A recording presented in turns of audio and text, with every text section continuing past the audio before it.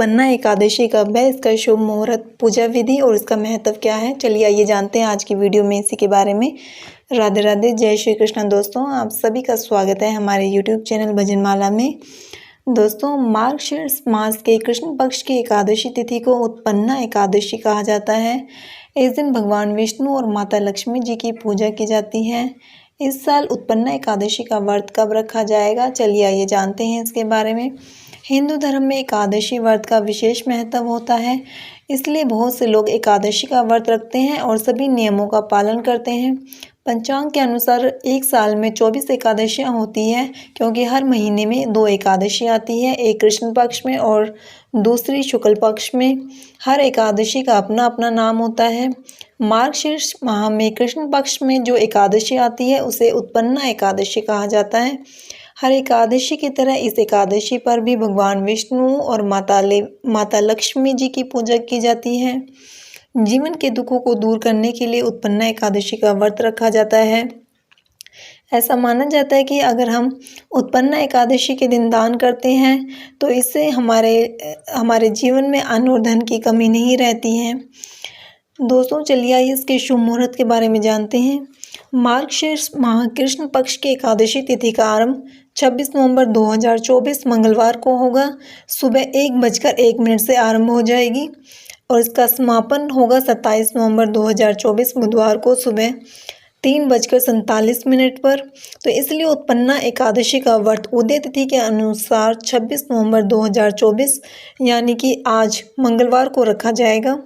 उत्पन्ना एकादशी का पारण समय रहेगा 27 नवंबर की दोपहर 1:12 से दोपहर 3:18 तक। उत्पन्ना एकादशी के लिए पूजा का सही समय रहेगा 26 नवंबर की सुबह 11:47 से लेकर दोपहर 12:29 के बीच में उत्पन्ना एकादशी की पूजा की जा सकती है।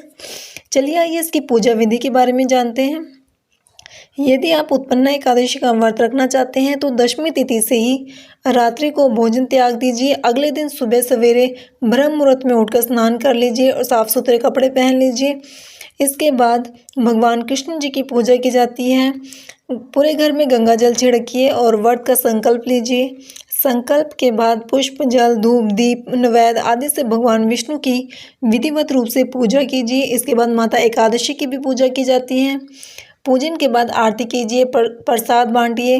देवताओं को प्रसन्न करने के लिए, उनका आशीर्वाद पाने के लिए प्रसाद के तौर पर एक विशेष भोग तैयार किया जाता है जो कि उन्हें चढ़ाया जाता है और फिर प्रसाद के तौर पर सभी को बांट दिया जाता है। तो इस तरह से आप एकादशी की पूजा कर सकते हैं। दोस्तों उत्पन्ना एकादशी का महत्व बहुत ही ज़्यादा है।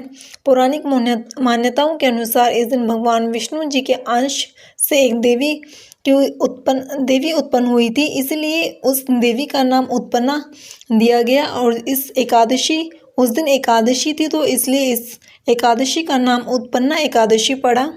दरअसल जब भगवान विष्णु 4 महीने की योग निद्रा में थे तो मूर नाम के राक्षस ने उन पर आक्रमण कर दिया था।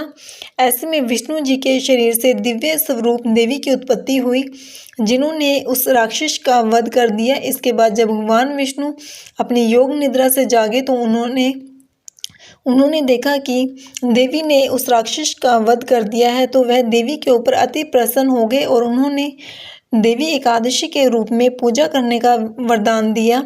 इसी के कारण मान्यता है कि जो लोग एकादशी व्रत का प्रारंभ करना चाहते हैं वे उत्पन्ना एकादशी की एकादशी व्रत से शुरू कर सकते हैं। भगवान विष्णु की कृपा से पाप मिटते हैं और जीवन के सभी दुख दूर हो जाते हैं और श्री हरि के चरणों में स्थान मिलता है। इस दिन एकादशी का अगर विधिवत रूप से व्रत रखा जाए, भगवान विष्णु की पूजा की जाती है तो सभी दुख दर्द से मुक्ति मिल जाती है और सुख समृद्धि की प्राप्ति होती है। दोस्तों उत्पन्ना एकादशी के पीछे एक पौराणिक कथा भी है, चलिए ये इसके बारे में जानते हैं।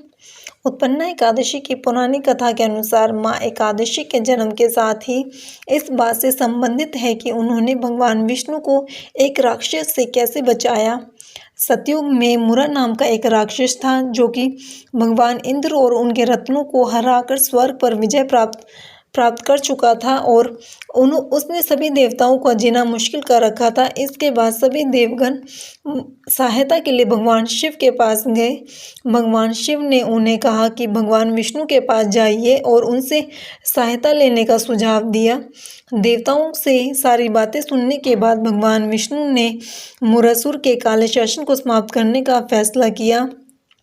भगवान विष्णु ने मुरासार के शासन को समाप्त करने का सोचा। इसके बाद भगवान विष्णु और मुरासार के बीच में एक युद्ध शुरू हो गया।